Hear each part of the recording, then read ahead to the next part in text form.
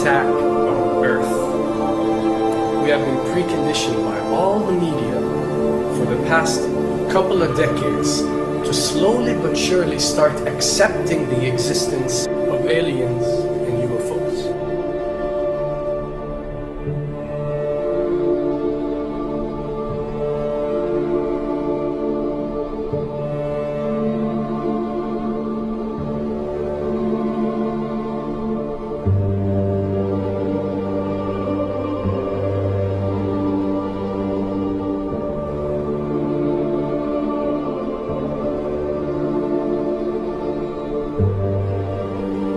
I can tell you right now that 99% of every UFO sighting that has ever taken place has actually not been an unidentified flying object, because this has always been military technologies.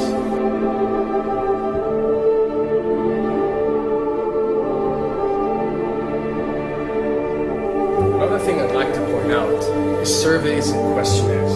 You know, we get surveys and questionnaires all the time, sent out by the state or by the government or by our rulers and our officials and so on and so forth. Do you really think that these ruling powers care about what you think? Do you really think that they're waiting to ask you and receive your answer before making a decision? What happens with these questionnaires is that they are released. For example, what country do you think the US should attack next? And if it yields back results like 70% of the US population believe Iran is the next country that should be attacked, this is actually a study conducted for the effectiveness of the media propaganda that they are using. So when they get such results, they look at it and they be like, all right, amazing. Our media propaganda is working. We are purposely trying to manipulate people to think that Iran should be the next one, and check out the survey results. We're doing a great job in propaganda. That's what it's all about. And if the results come back and they aren't up to par, so let's say 20% want war with Iran and 80% want actual peace, they say, okay, so now we have to go and rework our media propaganda and make it more effective so these percentages change. Why am I saying this? Because of the UFO phenomena. Since the 60s, the amount of people who believe in extraterrestrials have skyrocketed, and they're only increasing day by day in our modern world. This only confirms the success and the plans that are taking place to first manipulate you to believe in UFOs, and second, to conduct a UFO attack that is going to force the whole world to unite to fight off this enemy and accept the New World Order. A former Canadian government official is warning we may be on the verge of intergalactic war, saying, quote, the Bush administration has finally agreed to let the military build a forward base on the moon, which will put them in a better position to keep track of the comings and goings of visitors from space, and to shoot at them if they so decide. I was introduced to the late Dr. Wernher von Braun in the U.S., the father of rocketry. In my first meeting with him, during that first 3.5 hours, he said to me, Carol, you will stop the weaponization of space, because there is a lie being told to everyone that the weaponization of space is now first being based upon the evil empire, the Russians. There are many enemies, he said, against whom we're going to build this space-based weapon system. The first of whom was the Russians, which was existing at that time. Then there would be terrorists. Then there would be third world countries. Now we call them rogue nations or nations of concern. Then there would be asteroids.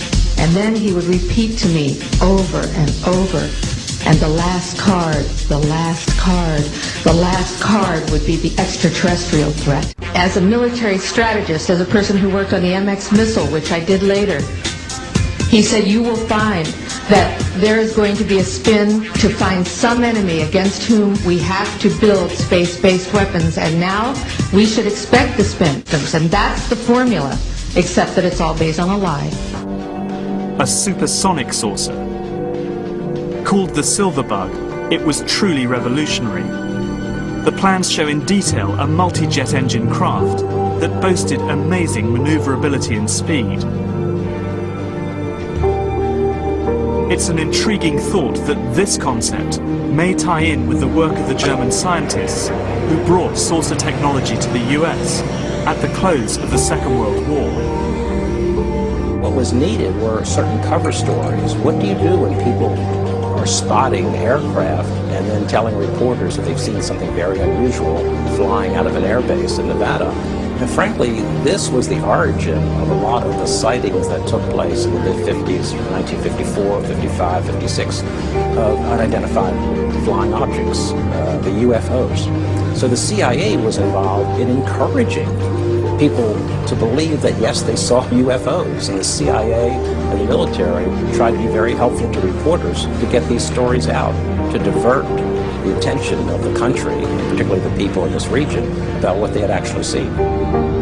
Mexican Air Force pilots capturing on videotape what are said to be 11, count them, 11 UFOs. The Mexican Air Force has released a video that some of you are going to find difficult to believe. A journalist says it shows images of UFOs tracking a Mexican military plane. So what's the truth about UFOs? The story of successive attempts to develop radically new forms of flight, conducted under the strictest secrecy, is inextricably bound up with our relationship with UFOs over the last 60 years. Whether it's Allied pilots buzzed by strange balls of fire in 1942, or the Roswell incident 5 years later, there is a strong case to be made that secret military technology offers a convincing explanation for many UFO stories. Anytime the government has secrets that they can keep from us, they can manipulate us by those secrets. In essence, they still remain 25 years at least ahead of us in technology, information, and knowledge, and secrets, and they are using them against us.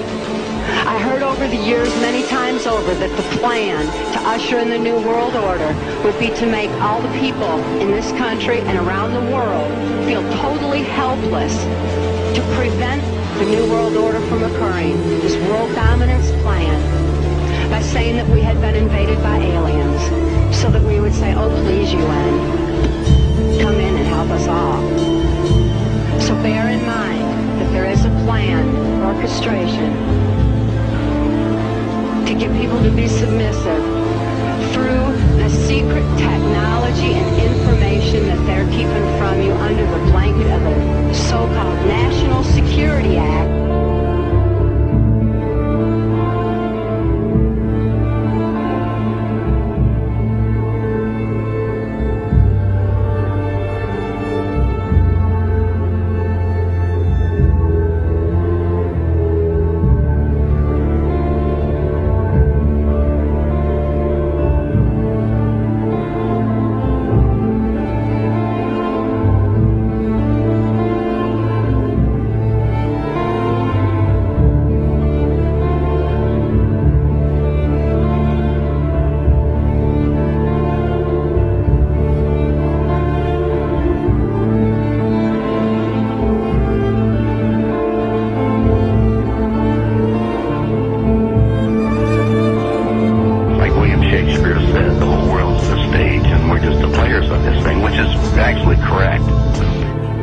Perhaps we need some outside universal threat to make us recognize this common bound.